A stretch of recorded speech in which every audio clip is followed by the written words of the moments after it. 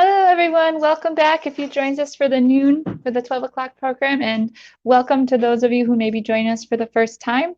The DIA is celebrating the Day of the Dead today by taking a deep dive into our special exhibition, Ofrendas Celebrating El Dia de Muertos, which is an annual exhibition that we've held for the past 8 years, and it features the work of local artists putting together altars or ofrendas, honoring someone that they have loved who has passed away, or also just honoring people who have influenced them, artists, musicians, anyone who has influenced them could be honored as well in this exhibition. If you have had a chance to come down to the DIA to see this in person, thank you for coming. If not, the exhibition is still on view through next Sunday, November 8th. And we do everything we can to make it as safe as possible during the pandemic. So hopefully you're able to join us.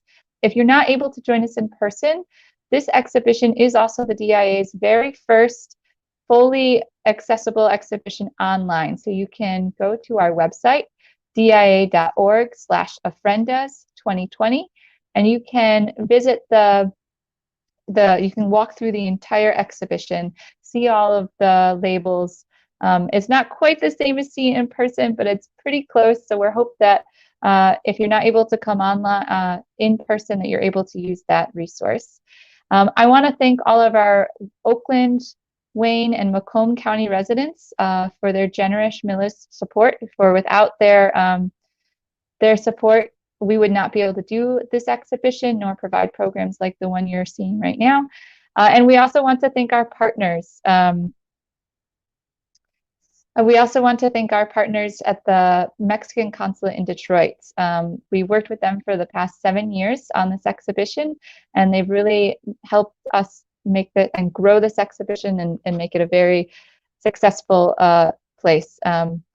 So in this first half hour, we're going to talk with 3 of our artists, and they'll talk about their piece. Each of them will talk about their piece for a little bit, and then afterward, we'll open it up to questions and answers. So if you're watching from Facebook or YouTube right now, this is a live show, so we can see your comments as they come in. So as you're listening to the artist talk, if you have a specific question about one of the artist's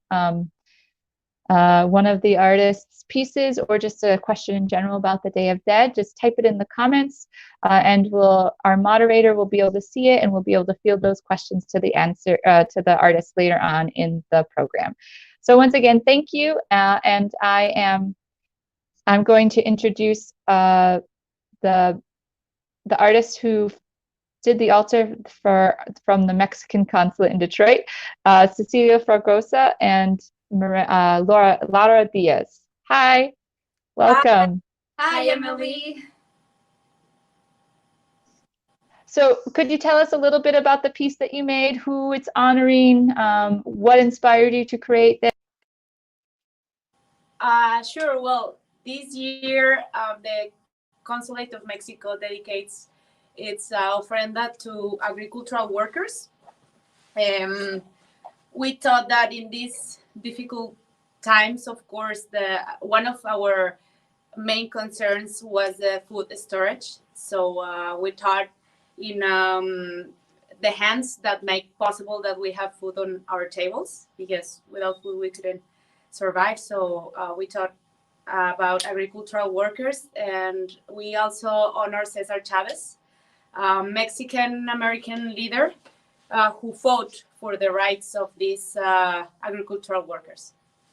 Yeah, like my co-workers say, for us it was like really challenging time, and it's just like the main thing, it was like having food in our house, just to follow all the rules for this difficult time. So we thought that we want to honor the people that probably we don't know they're working really hard, and we probably forgot they are just doing the best they can, probably still working what they didn't know, like what was important, why they need to follow all the safety things.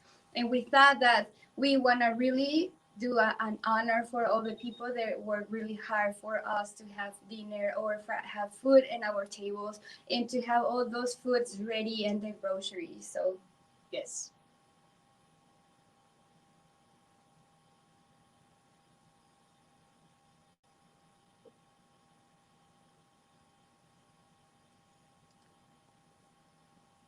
Okay, great. Thank you so much. We will move on to our next artist now, and we'll, once again, viewers from home, if you have any questions, please make sure you put them in the comment box. And our next artist is Sarah Nasser. Hi, Sarah. Hello. Could you tell us a little bit about your piece? Sure. So I was moved to create this ofrenda to highlight the importance of solidarity amongst communities of color and to honor Black and Brown lives that have been lost due to systemic and institutional racism, police brutality, and white supremacy in America. While our struggles are not identical or necessarily comparable, the systems and institutions that have worked to oppress us are the same. In order to create a revolution and overcome these systems, we must connect our struggles and rise up together as a collective. Pages from books that were integral to my understanding of institutional systemic racism, solidarity, and Black experiences cover the entire bottom of the ofrenda, with important ideas highlighted throughout the pages. You also see the evil eye in the center of the ofrenda, which is a symbol of protection in my Middle Eastern culture. So I wanted to respectfully combine my culture while maintaining the integrity of Mexican traditions and beliefs in this piece. And I hope to highlight the unique stories from these individuals who tragically had their lives taken away, as I believe they deserve to be remembered forever. Okay, thank you very much, Sarah, for sharing. Thank you. And now we will move on to the last artist for this group, Francesca Rivera Ortiz. Hello. Hi, Francesca. Hi, Emily. So for my ofrenda, with all of the death that we've been hearing on the news from all kinds of, whether it's COVID or whether it's all of the bad media that we've been seeing online, this year was really something that made me reflect more on my inner circle. And I decided to make the ofrenda to focus on very important men that have really inspired other men in my life, or even myself directly. So the first guy on the top left with the blue shirt, that is my boyfriend's dad. The guy in the middle is my best friend's dad. The guy on the right, the two photos are the same person, just different ages. That is my friend's grandfather. And then the guy on the bottom is my Marine Corps brother. He's also a recruiter, but we love him like a family member. So he might as well have been a brother. So I decided to really focus on these people for many different reasons. They have all done something in their lives that really kind of reflects the title, which is we didn't pray for rose gardens, we prayed for intestinal fortitude. They have all had very interesting lives where I was told, what they did before I even got to meet them. The top three men I never got to meet, but I always hear stories about them. And I was really inspired by all of the adversities they had to overcome. And of course, my brother at the bottom, his name is James W. Reynolds. I knew him personally, so I definitely know from a personal side what he had to go through during not just his time in the Marine Corps, but also just in, his background. So I decided to take a more traditional approach and really focus it on the people that have touched me, whether indirectly or directly. And it was beautiful because it was something that a lot of people helped me bring trinkets and items that were personal and trusted me to use for this ofrenda. So the crazy thing about it is once it was up, before I put it into the museum, it really brought healing energy into my apartment, and it was really magical to really have it. So a lot of people that have gone to visit that know these people, whether indirectly or directly, kind of told me the same, that they felt really special. So I was really grateful about that. Okay, thank you again for sharing, Francesca. That's beautiful that they were so affected by it. So now I'm going to introduce our moderator, Maria Elena Rodriguez, who is a historian and author, and she focuses on Detroit's own Mexican town. So Maria Elena, thank you so much for participating with us today. And you'll be helping to get some of our viewers' questions over to the artists. So once again, viewers from home, you can, if you have any questions about the pieces that you saw just now, or just in general about the Day of the Dead, you can type them in, and Maria will be able to see them, and she'll ask the artist. So I'll send it to you, Maria. Thank you. So far, I don't see any comments.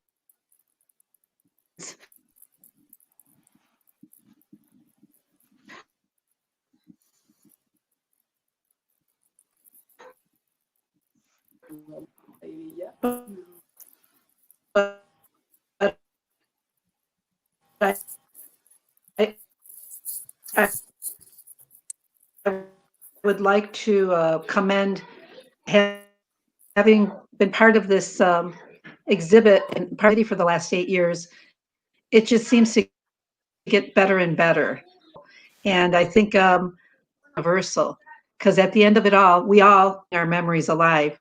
So the altars, despite the situation we find ourselves in with the pandemic and all of this chaos that we're here in the United States and around the world, it was wonderful to see the artists this year, their vision. There was a sense of hope when we made the decision to select the ofrendas that we selected. So I'm very proud to say that I was part of this group of a part of the committee that selected the groups that we selected. You guys did an incredible job. You really did. You took it to another level as well.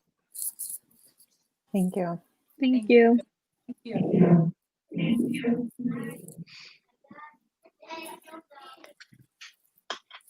So we have someone, Cheryl Grames. I have to put my glasses on. Ofrendas are so colorful. There are meanings to different colors. And yes, there are meanings to different colors. Just as well as Dia de los Muertos in Mexico, as I think our representatives from the Consulado will point out, technically it starts the 30th, October 30th. It runs through like November 3rd. There's in different parts of Mexico, different regions, there's certain beliefs as to who to pay tribute to: the children who were not baptized, the prisoners, people who no longer have family members left on this earth, to pay tribute to them, to keep their memories alive. We start 30th, 31st, and then today is November 1st, All Saints Day, pay tribute to the children. Tomorrow's also in Mexico. It is a big party. We look at it in a positive way. And sadly, with the pandemic, there were changes that took place down there as well, where the festival that's been taking place the last 3 years in Mexico City, and it's a huge hit, the Dia de los Muertos, was canceled. Again, what's happening around the world is happening, what's happening here is happening around the world. So we're more concerned about keeping the living alive. And so they had to do what they had to do. So I have another comment from Michelle Tuner. What happens to food on the altar after the celebration is over? Would anyone like to answer that? Okay, Francesca. Well, my food is clay, so in my case, I just put it away and store it somewhere. I don't know what other people do with real food, but I guess mine was just easy because mine's clay. And part of that is because it's a public ofrenda. We usually do have food that we just made. There's a group of us that made an ofrenda, and it sits on the riverfront. I don't know if there's anything left because we set it up on Friday with the weather and all the elements. We don't know if there's anything left. But what we did put out there was the pan dulce that's not a real thing, and plastic fruit and all other goodies, so it'll hold up to the elements. But traditionally, if in the cemeteries, for instance, the families would go to the graveyard or the cemetery. I know you two ladies in the consulate are going, what? Do you have any questions you want to add to that?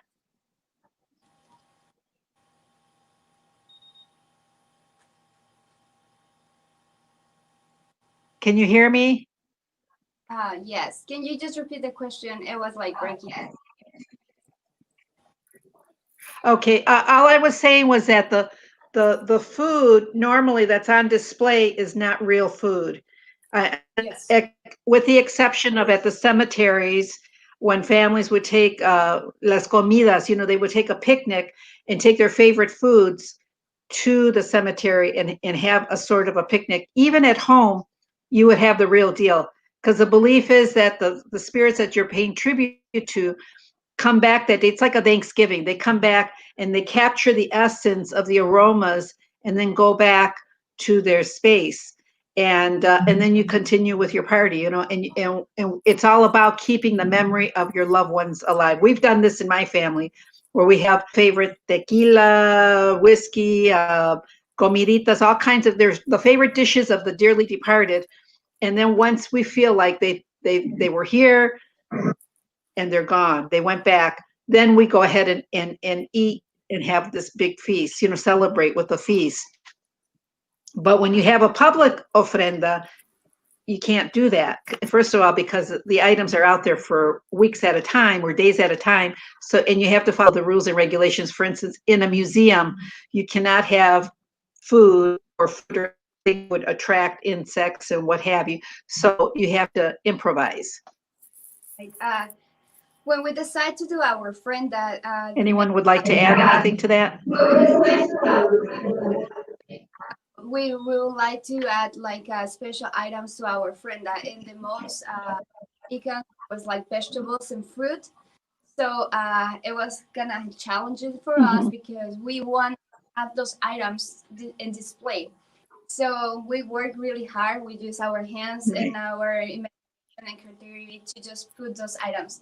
And Ceci was like doing an amazing job and just spent hours just trying to recreate some vegetables. And Yes, well, the fruits and veggies were made out of paper mache clay, and so that way we wanted to depict the effort and the hard work our agricultural workers do under the sun and working long hours, and also, as we just mentioned in the beginning, they are considered essential workers, right? But until undocumented. So it is, we, of course, we are very grateful and to them because of all the hard work they do. But when we were preparing all the materials to put the ofrenda, we wanted to feel like a little bit of the hard work they do. That of course is not comparable, but still. And going back to your question, what we do when there is still food left in the ofrenda, if it's still eatable, because when we put it, of course, it lasts maybe a week. But it's different in every house, or it's different in every state. I would say we eat it together with our family, as Maria Elena just said, and we have like a gathering, and we just think about the person that passed away, and we enjoy the food as well. yeah, it's this, and we want to share it with the people that we honored. Yeah, nice. Yep. Francesca, Sarah, do you have anything you'd like to add to that? No, I mean, Okay, there's.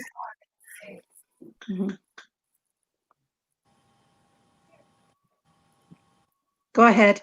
Francesca, did you have a comment? No, it's okay. Okay, we have here Suzanne Rondeau has a comment here. There is something about artwork that drew me to the Day of the Dead before I even knew its meaning. Not part of my heritage. Any theories on that? I don't know if it's a theory. It's part of the culture. Would anybody like to address that? What was the question? Sorry. I think what's important. Okay, the question is, there is something about artwork that drew me to the Day of the Dead before even its meaning. Not a part of my heritage, in parentheses. Any theories on that? I'm not sure what Suzanne's trying to say.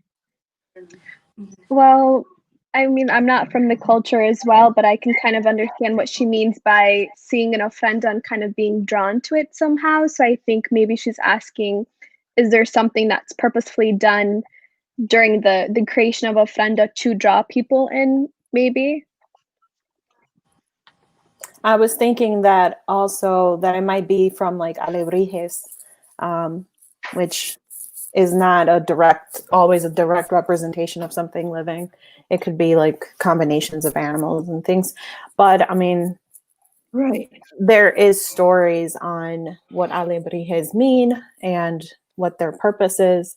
Same thing with the skeletons. I mean, that's pretty straightforward. We all know that is a transition that we all do eventually at one point in our time here on Earth. We eventually transition into the next life.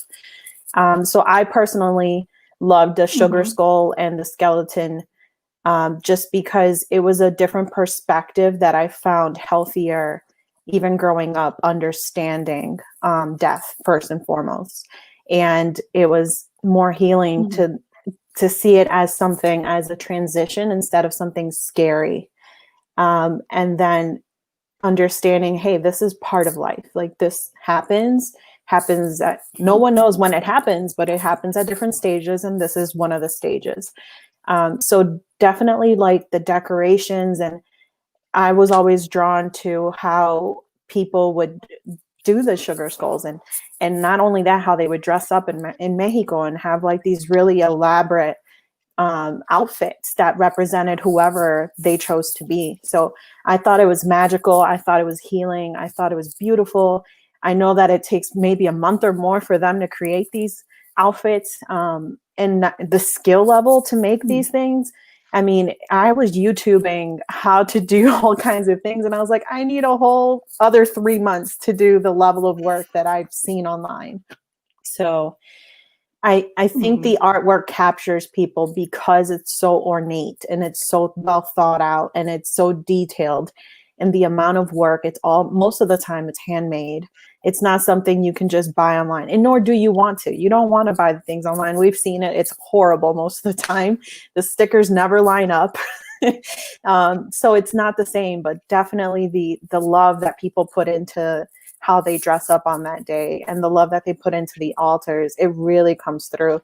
So I think that what that person is probably talking about is not just the artwork, but also the energy they get from it, just viewing it. And I think Suzanne just made it, that's exactly what she was she meant. So I think you answered the question.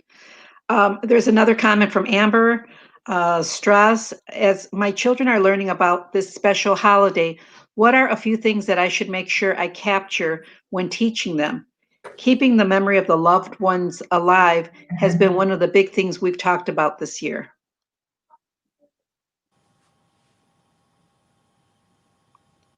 That's her comment and her question. So would anyone like to step up and share what would make it special for them?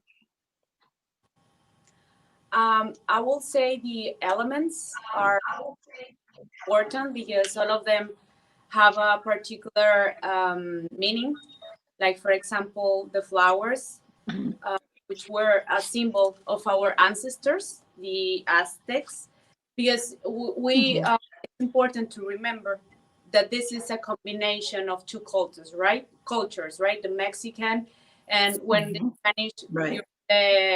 When they come to us. So it is just the syncretism between two cultcultures. So it's important to keep in mind those elements, the religious objects, the cempasúchil flower or marigolds, the water, the salt.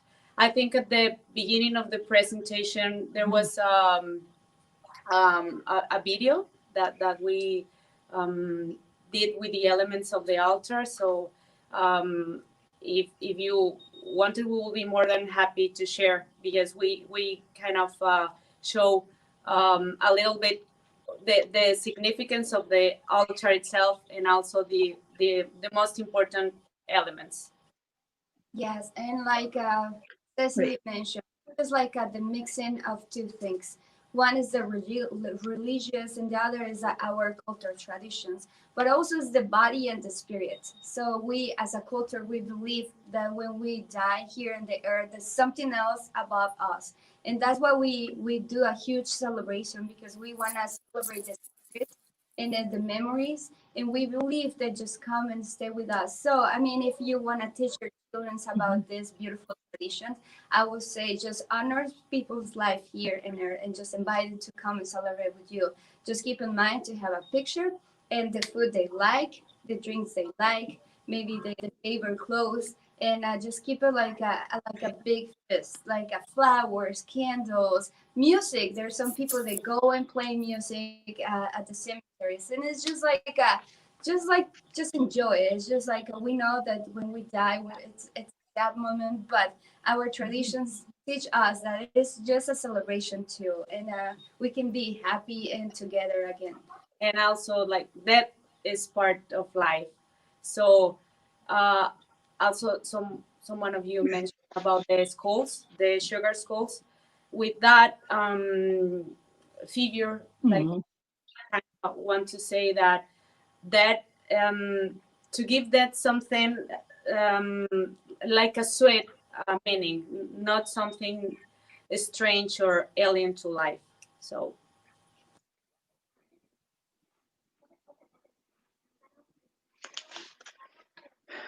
I don't know if we answered the question. So one last one last comment with regards to the cempasúchil, the Mexican marigold. It's essential, and it's funny how we're embracing more and more the Dia de los Muertos. I mean, we're far from the southern border, and yet I was able to find cempasúchil plants, and of all places, Trader Joe's, already, in the purple and gold aluminum. And I'm sure that they were imported directly from Mexico. The cempasúchil and the water and all the elements that were pointed out by our ladies from the Mexican consulate, clearly it's all part of the Thanksgiving and the welcome home that we set up for them. And what's also interesting is that it's such a popular event, something that middle class and it was always a working class, and in the rural areas, it's always been very much part of their culture, of the indigenous people of our country. And now you find it everywhere. And I think it's because we're all understanding that we need something to not only bring closure, but to keep the memories of our loved ones alive. So this is great. And thank you so much for that information. Erin, do we pass it on to Emily? Hi, Pass it yeah, on to thank Emily, you I so believe, at much. this point. Thank you, Maria Elena. Thank you, Sarah. Thank you, Francesca. Thank you, Cecilia and Laura. Thank you so much for giving insight. I know some of these are very personal, and it's just so great that we're able to share these. So thank you again. If you're able to join us for the 2 o'clock and the 3 o'clock, we'll have 4 more artists each. But right now we have Erin Wilcox from our evaluations. And I mentioned earlier in the stream that Ofrendas exhibition was the first exhibition that the DIA has made totally available online. And if you have been able to use it, my colleague here, Erin, has a few questions for you. So Erin? Thanks, Emily. I want to thank, again, the discussion participants, the moderator. It was really beautiful to listen to. So I just have a couple of questions, like Emily said. This is the first time the DIA has ever done a virtual exhibition, so we want to hear from you all how it's going, what works, what doesn't work. So I just have 4 questions, and those are, if you've been able to use the online exhibition, what motivated you to use it, and whether it met your expectations. So I know that, I can't see any of you participants, so if you can just type in the chat your answers. You can say yes or no, you viewed it or not, and then you can say in the chat why you chose to view it if you did. So what motivated you to use it? Why did you want to use that online exhibition? and then whether it met your expectations. Did it sort of fit pretty well with what you expected before you started using it, or was it totally different and something that you didn't expect at all? So let me know in the chat, and what I'll do is I will take those responses and we'll send them back to the exhibition design team and let them know how well it's working and what could be improved. And these are, oh, great. Hey, thanks, Belinda. Virtual exhibition was great. Thank you. Yeah, and if you are not in the Detroit area and you were able to view the exhibition, we'd love to know that too, because that's something that we're really interested in knowing, is whether people who aren't able to make it to the museum are watching or going to the virtual exhibition and seeing it, because this is a new thing that we've never done before. Great. Okay. Well, thank you so much, Erin, and thank you again to all of our viewers. Once again, if you can join us, we'll be back at 2 o'clock and 3 o'clock with more of our Ofrenda artists. So if you have a chance to go ahead and view the exhibition online, and then maybe the artist will be able to answer one of your questions about the altars later on. So thank you again, and we'll see you next time.